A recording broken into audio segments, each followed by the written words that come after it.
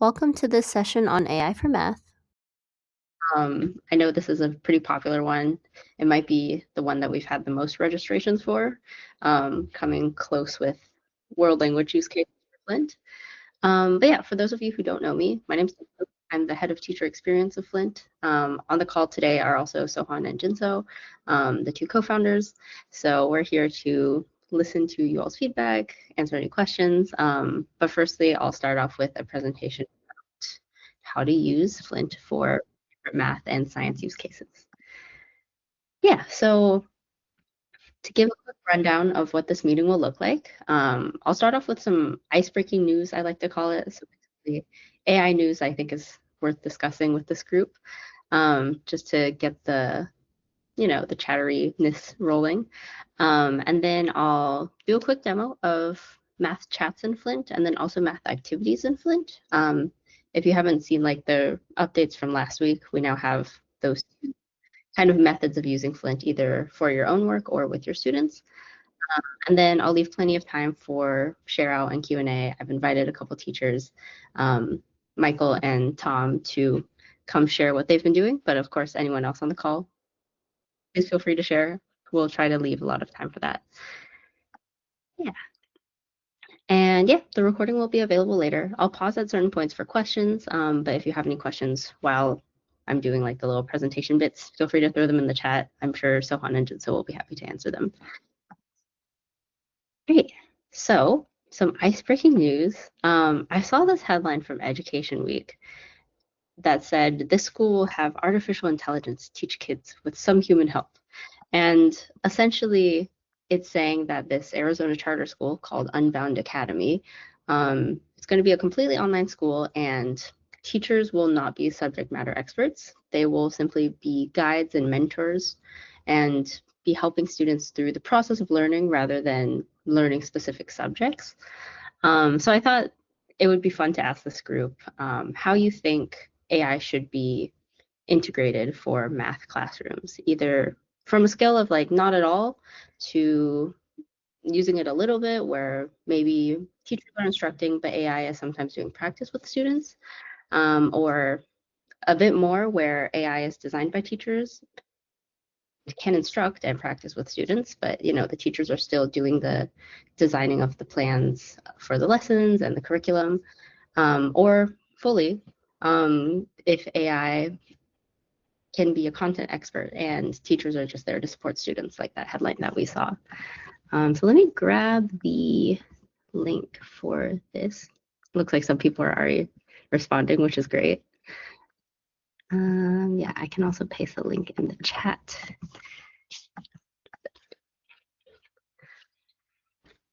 Oh, also, let me share my screen so that you all can see the live responses. But yeah, would love to hear from anyone if they want to elaborate on their response. I don't know if like Tom or Michael, you all have specific opinions about this. I know Michael, you teach online, so I don't know if you have any thoughts. Yeah. Hello, everyone. My name is Michael Webster. I currently work for Gravitas, which is an online extension of the Stony Brook School that's based in Long Island, New York.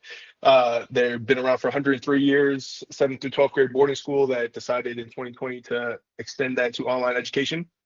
And so, in short, and I can explain a little bit more later, I do think, especially in the online format, as we look to expand and make high quality education more equitable in a global sense, there's a lot of areas in which leveraging AI to give that direct instruction or content instruction more directly with support from a teacher, such as oral assessments or weekly check-ins, et cetera, can leverage that curve, so to speak, of instead of having to be live at all times, especially when you talk about things like time zone issues and things of that nature.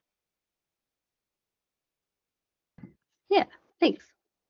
I'll happy to jump in, everybody. I'm Tom Yates. I'm coming to you guys from Sao Paulo, Brazil. I work at the big American school down here. And I'm relieved because the kids were like, Mr. Yates, we still need you. And like my heart actually kind of, calmed a little bit. I was like, okay, thank God. And the kids were like, the lecture is so good because you connected, Mr. Yates. And then what I've seen it do is the differentiation that I can now do it at speeds of and the support And so the kids that's why I chose Very, because I still felt like I had a beautiful instrumental role in the, in the pathway to go down and what to do next. But the support that I'm seeing, that the kids and I are all in it together, is something that where I'm completely on that Very vote. Like, to me, that's where I'm seeing the big one. Awesome. Thanks for sharing. Yeah.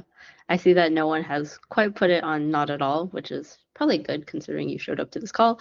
And then also no one has put it on like the full, which can be it would be putting a lot of trust in AI. And I fully agree that a lot of students are still very much relying on teachers to understand, and especially the context around, teaching a subject like math. AI doesn't really have that. So it's great that we still have you all, and hopefully that will be the same way for years to come. I don't know. Yeah, anyone else want to share any thoughts about that headline or what you put here?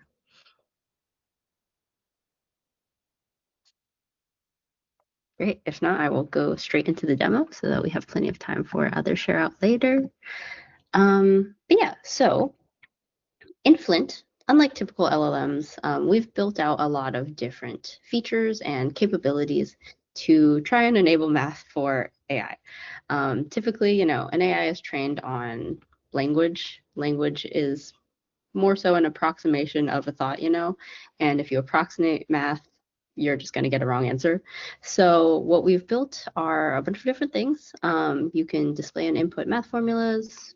We allow Flint to solve equations step by step. It has access to a graphing calculator, so it can do all of that math work, not with its reasoning brain, I would say.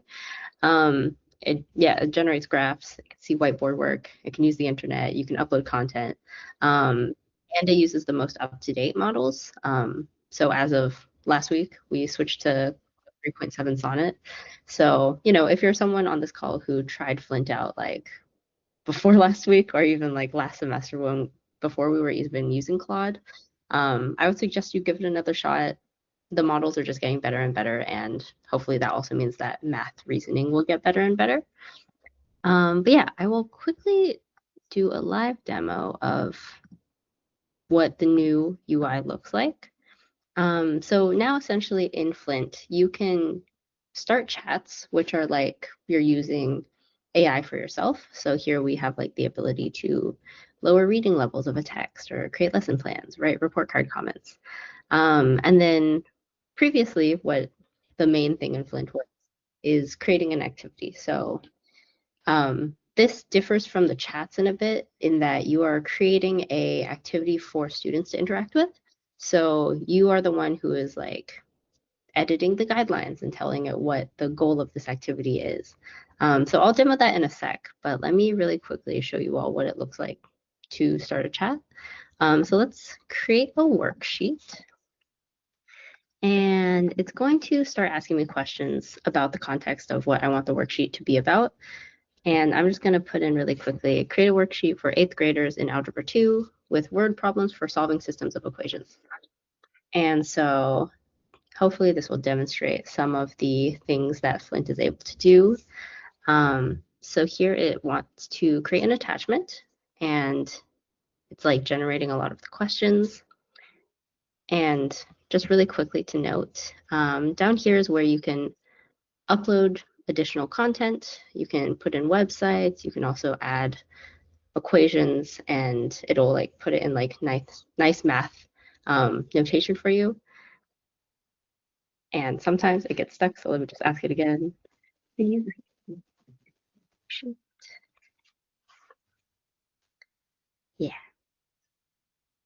Okay. But yeah, so that's kind of all you can do with the various inputs into Flint. And then with the output, which it will hopefully give us soon, you can create attachments. Maybe my computer is angry at me for having too many people on here. But yeah, here's an example. So it'll create an attachment with this worksheet. And in this example, I asked it the same thing actually, and it created instructions, it created the problems, and then there's even a challenge problem for the students who are doing really well with this activity. And in this conversation, I also asked it to create an answer key. So it was able to create a separate document where it did each problem step by step. And so this is like a great way for you to also have it double check that it did the math correctly. Yeah, and then I also asked it to graph the first 3 questions in case students are visual learners. This is also like a good option for them. So I was able to graph these. It even like put the little dot of where the solution would be for these systems. And so that's kind of like how the graphing looks like, how different documents can look like. But yeah, you can use Flint for your own purposes for creating materials for your lessons or yeah, generating questions to give students extra practice. And actually, I mentioned earlier, Alex wasn't able to be on the call today, but he shared a video. I think it's like 18 minutes of demonstrating how he uses Flint. So I've pulled out a couple excerpts there, and I wanted to play those all for you. But let me actually share it here so we can do it full screen. Yeah, okay, this one. Let's try to explore how you can use Flint to save a little bit of your time. Here's an example of the problem set that I work with my students during the class. And of course, not all the time students are able to follow and copy everything from the whiteboard. I would like to provide an additional support for this type of students and solve all the problems and provide a solution for them. Well, I can spend like half an hour or maybe hour solving all these problems with the detailed step-by-step solutions, or I can ask Flint for help. Here's what we can do. You can just simply upload your document with the problems and say something like, create an attachment with brief solutions for the problems in this PDF file. And then Flint summarizes everything and take a look. If you click on the attachment, now you have all problems worked through with the step-by-step solutions and answers. Isn't that cool? All you need to do is just verify that it makes sense logically. Now, what you can do over here, you can click download as a Microsoft Word file, save it to your Google Drive, or simply print it. You can print it, or I would prefer to download this work. And now you have a ready-to-go document that you can share with your students. Isn't that cool? Since today's Flint session is about math and science, I think math teachers will appreciate this Flint functionality.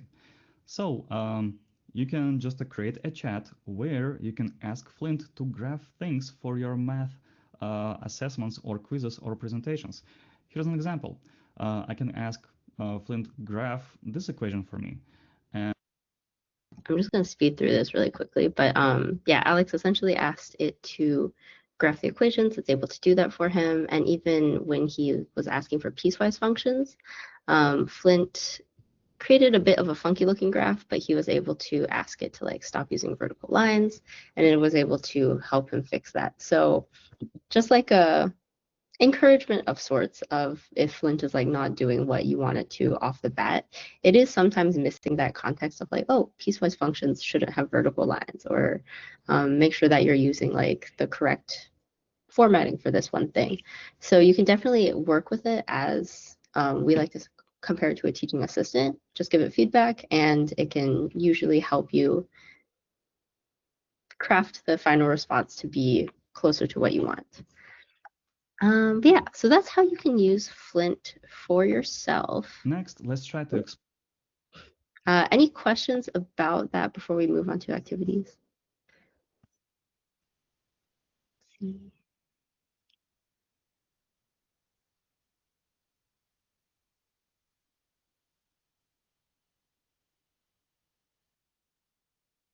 Okay, Bill actually asked a question in the chat.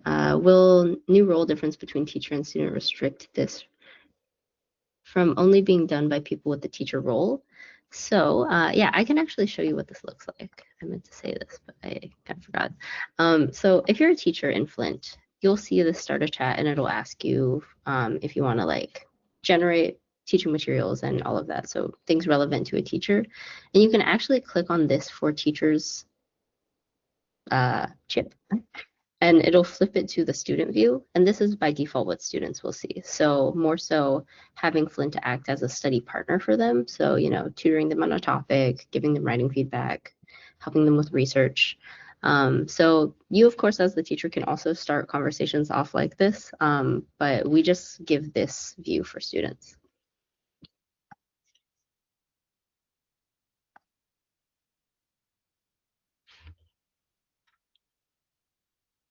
Awesome. Great. Any other questions? Feel free to just unmute if you have any.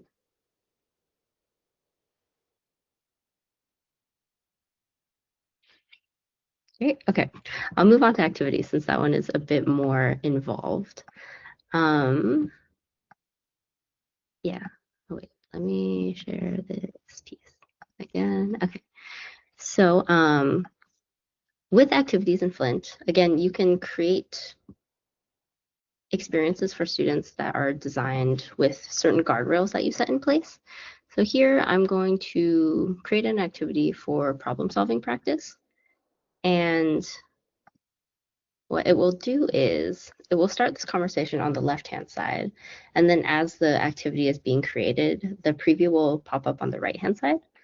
So I'm going to ask it to help students practice finding the inverse of functions, generate 3 questions similar to these, but not exactly the same for them to practice. And I'm saying these because I'm going to add in a screenshot of some example questions, kind of like simulating, oh, if you had a test that you wanted to help students prepare for, but you didn't want to give them the exact questions on the test, you know?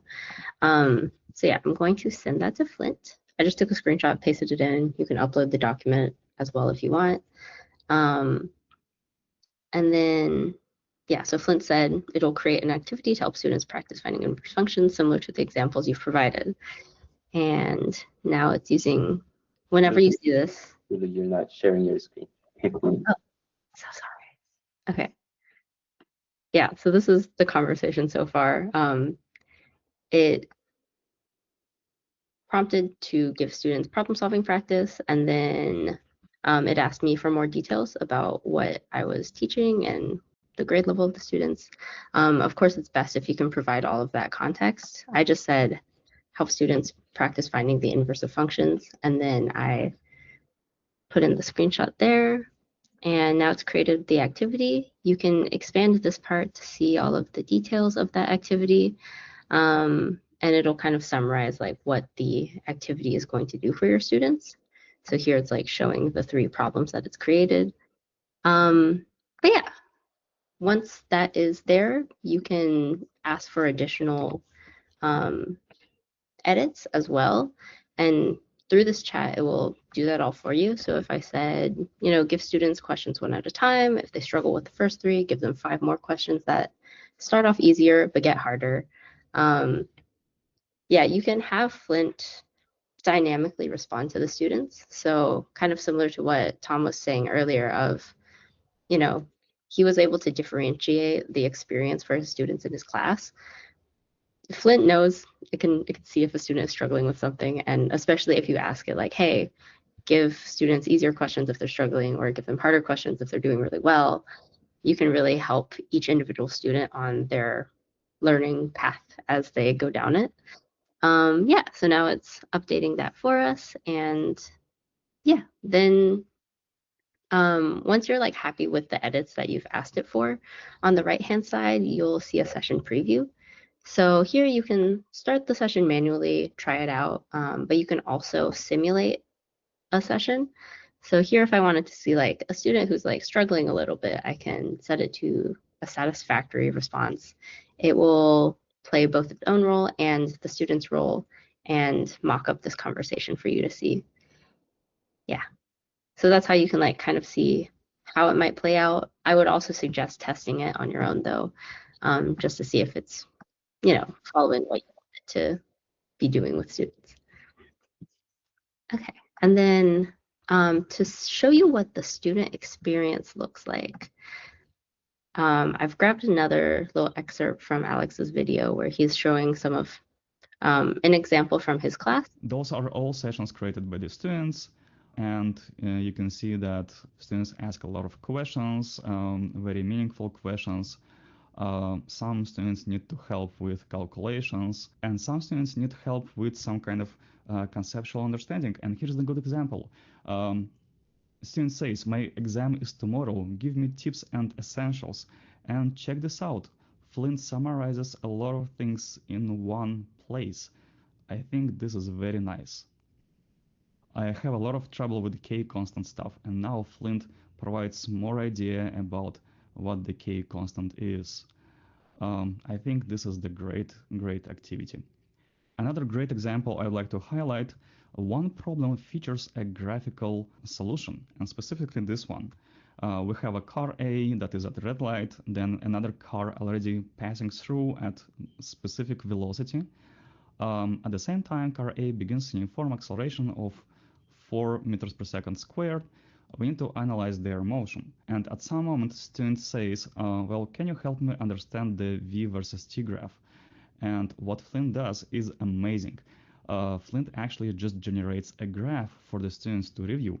And actually, this is the perfect correct graph. It starts with the velocity of 20 for one car and keeps constant, right? Another velocity starts at 0 and undergoes uniform accelerated motion. I think it's very nice that Flint has implemented this feature. It works really well in providing an additional support for students, because for some students they need a visual representation of the data or visual representation of the solution, and this works great for these types of activities. Yeah, so all of the different abilities that I showed you all earlier for using Flint for yourself, with like when it comes to like using the whiteboard or having it graph things for you, Flint can do that for your students as well. I know on the registration I saw some people said that they've been opening Flint up to their students just as extra help. And yeah, I think that's a great way of using Flint. You can also, of course, make customized activities for like specific lessons. But also encouraging students to use Flint almost as a study help or study partner can help them really personalize their learning path. But yeah, in general, some tips I would want to show you all are, being specific with any methods or answer formats you want students to use. Here's a little screen grab from a different part of Alex's video, but he said like specifically, use acceleration due to gravity as 10 instead of 9.8, which would be like the default that Flint would use. Yeah, so things like that, it's important to make sure that Flint knows what to do with the students. It will kind of default to like more complex industry standard if you don't. But yeah, and then I would say double check Flint's accuracy when you're uploading content. Sometimes you might need to ask it to actually like create those questions that you upload, write it into the guidelines. Sometimes you might just want to check that like it's able to read the PDF correctly. But something that goes along with that is just, test your activities, pretend to be the students, see what happens if you try to like throw Flint off of the guardrails, and that should help you plan better for if student questions come up or if students try and, mess with the AI. Yeah, and one final slide, I think, before I open up for the share out. But yeah, Flint math activities can be used at different stages in your lesson or in your classroom. These are some of the most popular ones that I've seen, but essentially helping students with step-by-step problem solving, especially with more complex math concepts. Like some students might get stuck on certain steps, and a typical worksheet, if you give it to them, they might just be practicing up to a certain step, or after that they might be practicing the wrong thing. So Flint's great at putting them gently back on track when they do get stuck at some point. Yeah, extra practice before an exam. I know a lot of teachers like to upload the exam as like the content to design an activity around. Warm-ups or exit tickets, those are also really popular. You can set a timer on Flint too if you only want it for like the first 5 minutes of class, and students can interact with it that way. Topic introduction, differentiated homework, general tutoring. Flint's really good at explaining why you do certain things in math, and it's really patient and kind with students. So that's also like a great way to enable students to better understand the conceptual portion of how they're solving a problem and really make sure that their understanding is super deep and not just, oh, I saw it before and this is like how I solved it before. So this is, you know, how it should be without fully understanding the why behind it. Yeah, okay. Any questions about creating activities?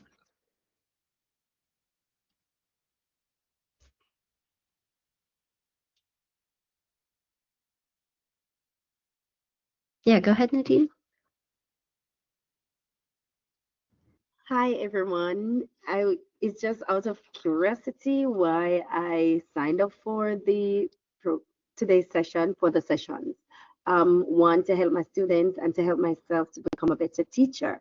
All right, but I have no clue. I teach elementary, and I really just want to know the step. How do I get my students into using Flint? Because it seems to be so amazing. Because I'm hearing the comments, I'm reading the comments, and I think it will be really a major asset to my students. They're third graders, they're preparing for SOL, and I would want to tell them, you know, you can do this. Can you tell me how to guide them, how to start?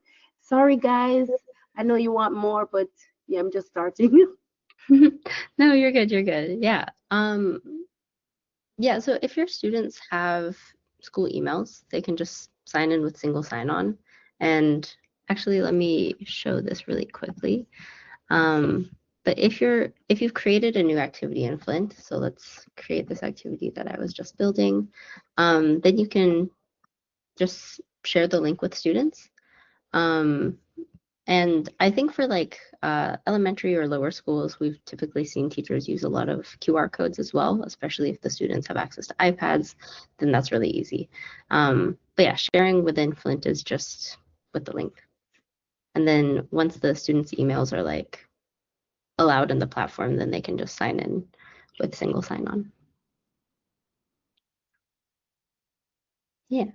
Sohan, I know you've been manning the chat. Do you have any like questions that you think I should answer live?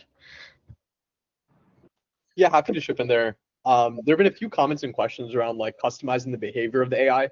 Our main feedback that Lulu and I typically share there is if you ever go into the settings of the activity, by default, you'll be put into a chat. And if there's something that Flint's doing that you're not a fan of, you can basically tell it to change its behavior.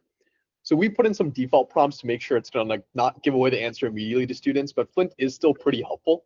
So if you ever want to tone that down, you could tell Flint, for example, like don't give students any guidance unless they specifically ask for it, or unless they get a problem wrong first. And you can kind of fine tune it like you'd give feedback to a teaching assistant. So if you're not happy with the default behavior, I'd play around. That's the main tip I have to share there. Yeah.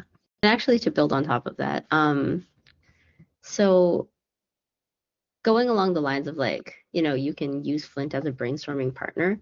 If you go into the activity settings and then even just ask it a question about itself. So like here, I'm just going to speak into it, but ask, in what ways are you going to be helpful to students? And then Flint will actually look at its own settings and then give me an idea of what it's going to do for students. So here it's saying like step-by-step guidance, targeted hints, error identification, verification techniques, clear explanations, responsive support. So you can ask it to elaborate on one of these. You can ask it like, hey, I actually don't want you to give step-by-step guidance immediately. This kind of gives you an idea of like what the different buckets of help that Flint is going to offer are. And based on that, you can tell it more specifically like, oh, I don't want you to be helpful in this way, but I want you to be helpful in this way. So yeah, you can even use it to edit itself in a way. Great. Awesome. Yeah, I want to leave plenty of time for Michael and Thomas to share what they've been doing. I know, Tom, you said that you were going to share your screen. Feel free to go Yes, I am. So, yeah, Owen, I've had that happen a couple times too. And you got to be patient with Flint. It's something that I'm learning. Like it generates the graph. I'm like, well, nope, not that graph. I kind of need this graph. And I've learned that it takes a little bit of finessing to get it where I want. If I would give some advice to this group, I would never make an activity and blindly assign it.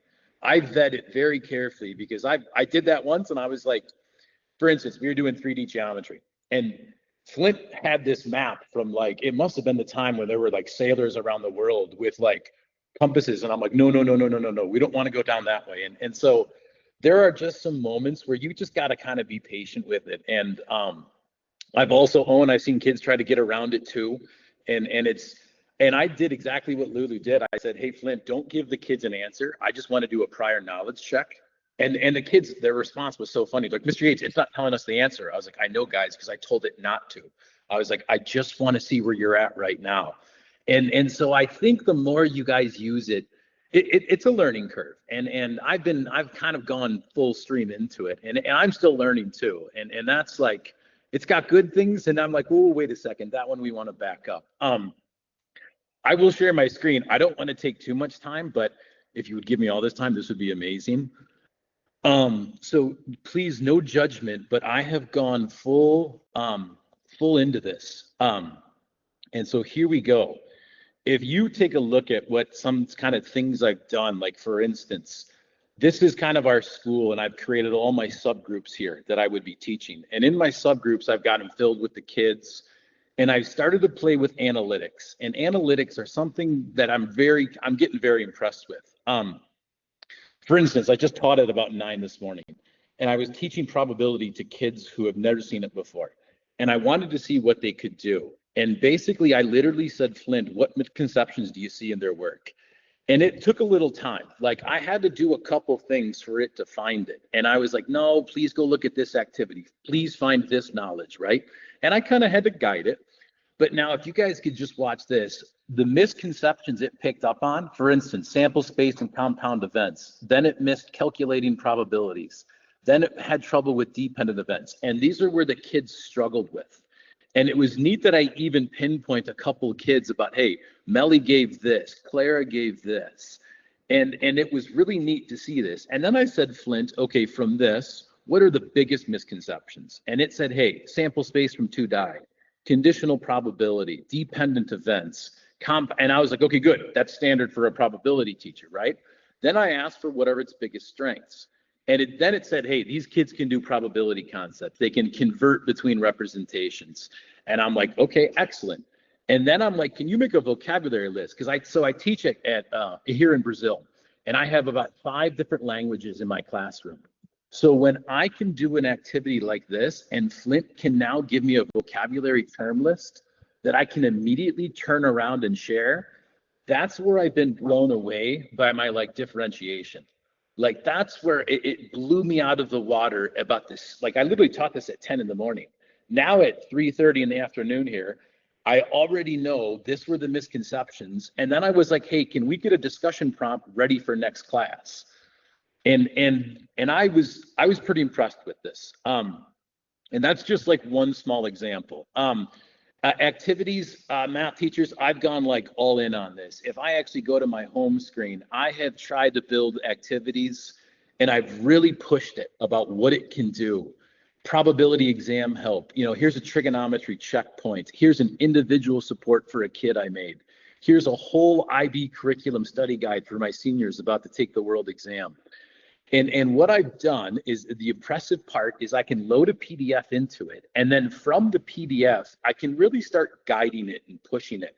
Nah, don't go that route. Could you more become a tutor with this? Like, and I prompt Flint, don't just give the kids the answer.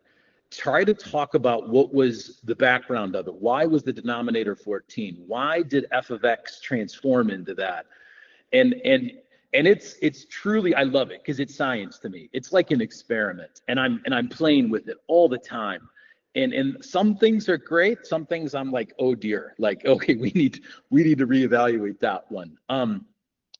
But I've really gone big into it, and I really said, okay, watch this. This one blew me away, and everyone, and this is kind of neat from a math teacher. So now I'm teaching 10th graders, so we're getting ready for the IB curriculum. So this would be like integrated math 2. So it's kind of a mix of geometry and algebra 2. And I took a girl's test and I said, listen, here's the test right here as the PDF. Here's her work. And from her work, could you tell me what her areas of improvements were? And I already knew this because I already graded it. And I wanted to see how good Flint was. And to give Flint a little kudos, it was pretty spot on. Like, she completely missed domain and range. Inverse functions, she got all wrong on the test. Composite functions she struggled with, graphical analysis, and I was like, okay, good. So I said, Flint, could you take this and could you make an activity? And this is the PDF activity file right here that I built. And then literally I sent it to her. So I know like the buzzwords in education is like individual education, but like I just saw it and I just did it. And I just did it by experimenting and playing with this and trying with this. And I was like, so it got my interest really big. Like it kind of really perked me up to think about this. And I was like, okay, good. So how far can it go? So then I even said, hey, what if I give you an exam like this? And then can you take an exam? And then here's the answer key of that exam and that girl. And then please, could you make it individualized? And then I could send it right to her. And then I was like, wow, I just gave a test. And next week I can return this. And I had to vet this. Now, where I'm worried about is how much vetting do I have to do? And I think in time, this will get better and better and better. But right now I'm doing a lot of vetting, like making sure this is individual, making sure this is supporting. And that's the part that's blown me away. And I've really pushed it. I said, can you make me a piecewise function? Could you make me a quadratic? Can you make me an exponential?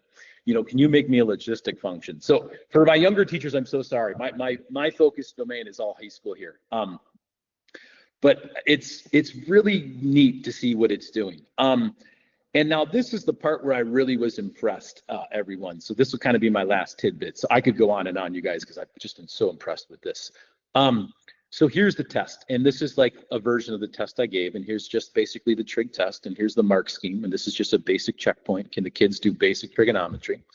And I said, could you make me a PDF on each page? So could you literally take this and make me a PDF for practice problems on this page? Could you make me a PDF for practice problems on this page? And it did. And I was pretty impressed. And it goes, here's your page 1 practice problem. Here's your page 2 practice problem. Here's your page 3 practice problem. So then what I did is I took all of my kids' scores. I know this will be really hard to see. And I identified who was basically I have a degree in statistics, who was one deviation away from the mean. And I did it by question here. And then I tracked the kids who were one deviation. And so what I'm doing for Flint is saying, hey, this group of kids, can you guys please do this review set right here? Then for this group of kids, here's number 7, here's number 6. And there I'm seeing the kids interact with it. And so I'm giving back the test and I'm watching the kids do it. And normally a kid's gonna look through the test and say, hey, what's my score? What grade did I get? How do I get my grade better? And it was kind of neat because the first time I said, well, here's your test, guys, and here's the exact thing you didn't get. And here's an interactive practice problem that Flint has ready for you. And I'm watching the kids interact with it. And it's fun because it's become kind of an us thing. And normally they like to get mad at me. And I mean, I take it, it's par for the course, right? But like, it's fun to see the kids really kind of interact it with me. And it's kind of like an us moment now. And as a teacher, I haven't felt that in a long time. I've been teaching 20 years, you guys. I've been international. I've been in the United States. And it's neat to see the environment shift. And I'm watching the kids do it. And they're like, well, Mr. Yates, I didn't get this right. And I'm like, well, that's Flint's problem, not mine anymore. So it's kind of fun to pass the blame onto Flint too. Like, and then the kids are like, you got to be kidding me. And I'm like, no, it kind of goes both ways, you guys now. So that's everything. And you guys, I feel like this is the tip of the iceberg. I built our whole IB curriculum. I built our whole 9th grade curriculum. I've started to look at the vertical alignment about giving kids a pathway. In Brazil, we have something called recuperação, which means basically we're going to help you if you kind of fail the course at the very end. And what I just went to our admin team and I said, you guys, I think I've unlocked the secret for which is a headache for every teacher. If Flint can build this and we can have a pathway with a very specialized learning target, and I don't need to make the kid redo the whole course. But if the kid really, if he failed probability, if he failed trig, the kid's going to do those 2 before they end the course. And now you have a little bit interesting way to, wow, we got something we're building here. So I'm pretty jazzed about it, but I will, you guys, Flint, you got to be patient with it.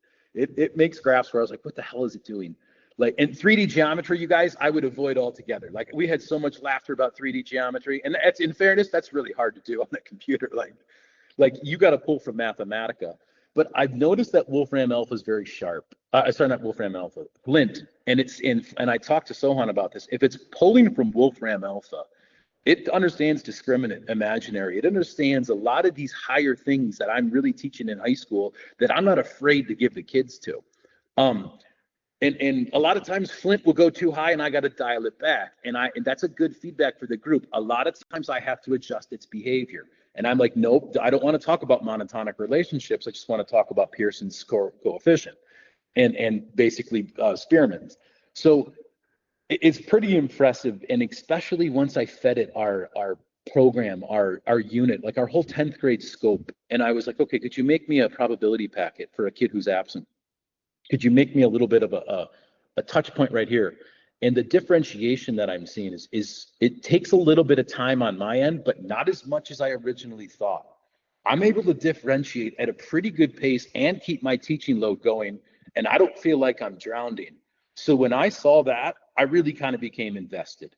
And I was like, okay, good. I'm not spending hours prepping this and hours prepping my coursework. I was able to do this in a relatively 20 to 25 minute. Now I got a discussion ready for next class. Now I got my ELL kids where I'm giving them the vocabulary list. And now I can give the worksheet. And in Colorado, I spent 10 years developing differentiation, and I've seen this do it. And it's not like 100%, but I got some belief it's going to get there. And I just at least have seen a huge step forward in this that I would have to do by hand. So that's everything I'm feeling, you guys. And so that's I'm happy to answer questions or how do you want to do this? But that's kind of my little spiel. If you give me a half an hour more, I promise you I take up more of your time and show you actually what more this thing can do, because it's pretty impressive on my end. Thank you, Tom. Thank you, Tom.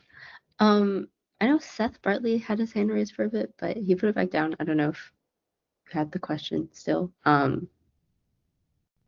if you do, feel free to jump in after Izzy, who has her hand raised right now.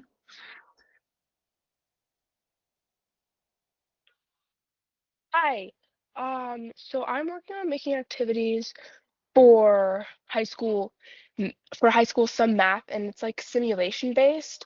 And I have an issue where keeps giving me like it requires too much prior knowledge, or for the problems themselves, it goes past where I tell it to stop. Is there a way, like in your experience, how do you keep it from crossing those like boundaries?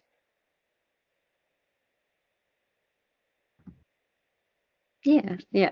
Tom, I don't know if you have thoughts about this. Izzy, I do. So what I've really preloaded it is I've gone, okay, here's a 10th grader in integrated 2 coming out of 9th grade.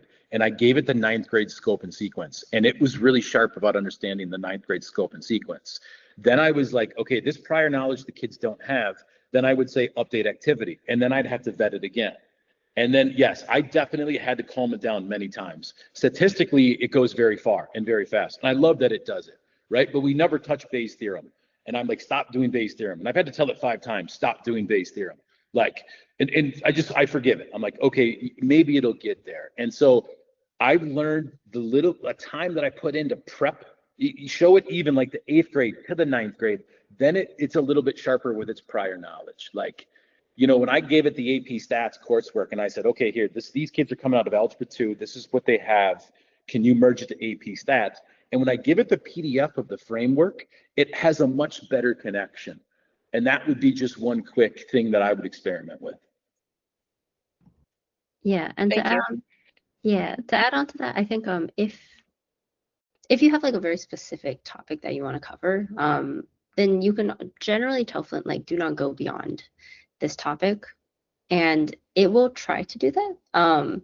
Sometimes it doesn't. Sometimes, of course, like, if you're doing systems of equations, you have to understand like solving for a certain variable, right?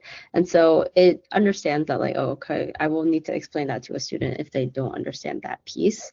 But usually you can tell it to try and like reel it in, and like Tom said, you might need to get more and more specific with it. But I would suggest like telling it, do not go beyond this topic. I just want you to practice X, Y, and Z.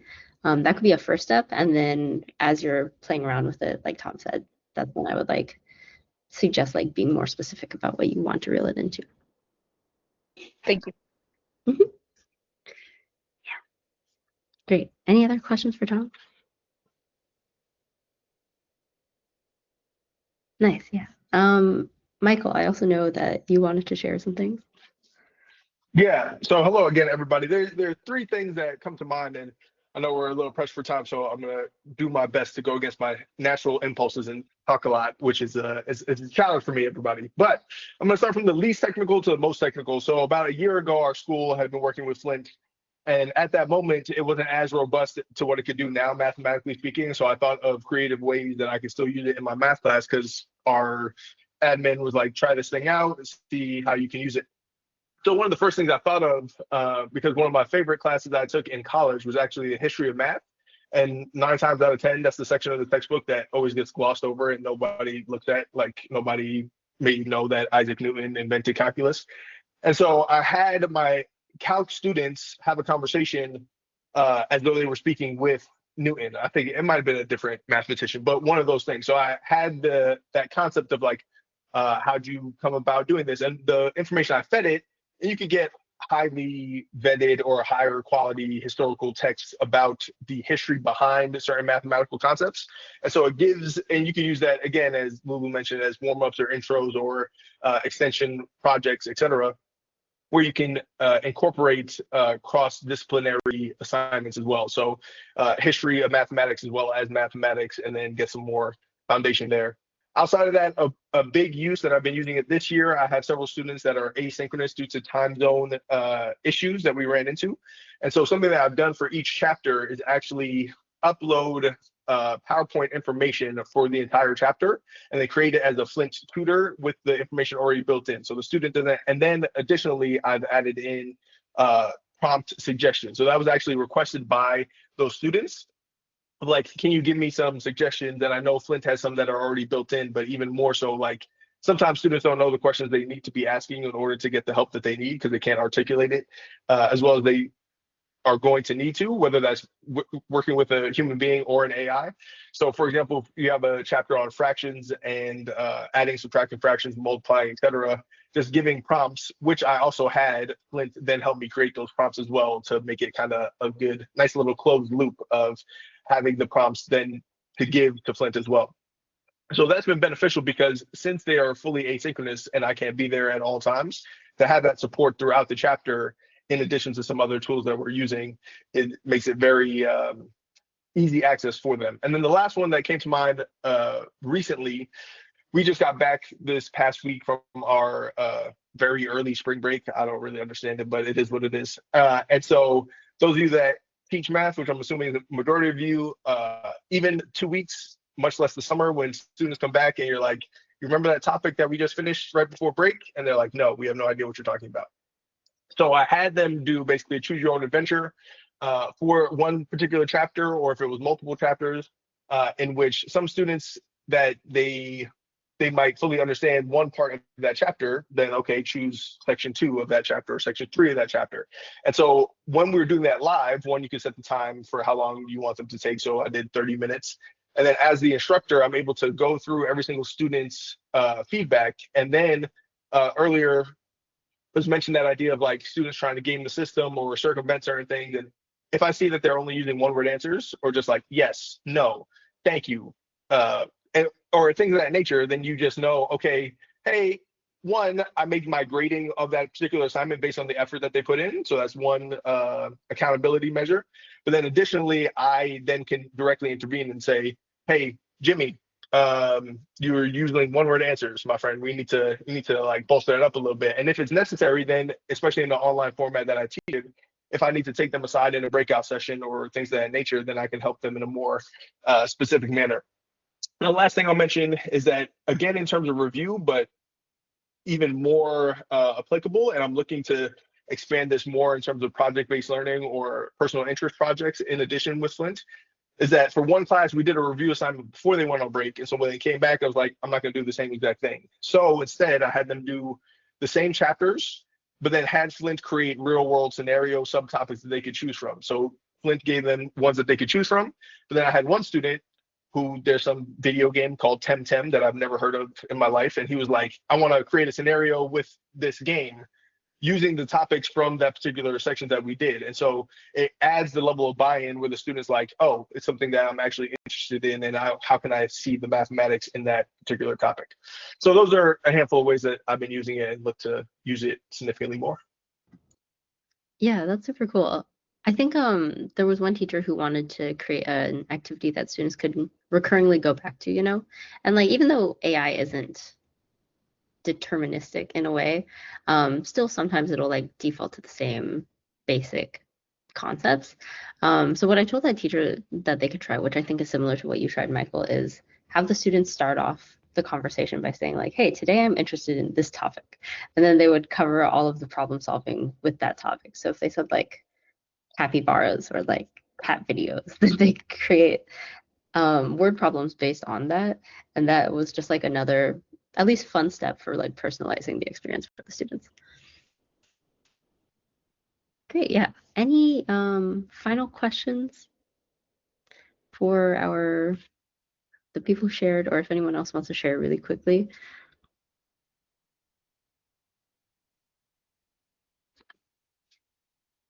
Great, I'll go ahead and do the wrap up actually, and then if there's additional questions, I have time to stay on for a little bit at least. But yeah, tomorrow we have another session. This one's going to be run by Sohan actually, generally talking about the update from last week, doing a walkthrough of the tools, which I kind of did a little bit today, but also like talking about how now we have like student versus teacher roles and other things that are included in this update. And then I wanted to leave you all with a couple QR codes here. On the left-hand side, there's the Campfire calendar. So if you registered to this one, you're already like subscribed to the calendar, but that's where we'll post other conversations, Campfire sessions. And then on the right-hand side here, we do have a Facebook group for educators. So yeah, I know a lot of really cool ideas were thrown out here today. I see some people leaving their emails in the chat as well. I would say like the Facebook group is also a great place to connect with other educators who are trying to figure out what cool ways to use Flint in their classroom. But yeah, thank you all for coming today. I know there was like a lot of density of material. Thank you, Tom and Michael, and also Alex for sharing what you all have been doing. Yeah, it's been very inspiring, and I'll stay on for any other questions. But yeah, thank you all for showing up. Yeah, Mohit is asking, do you customize student learning based on their personality or learning traits, which are preloaded per student? So we don't have to spend a lot of time bringing it down and takes that parameter for each student.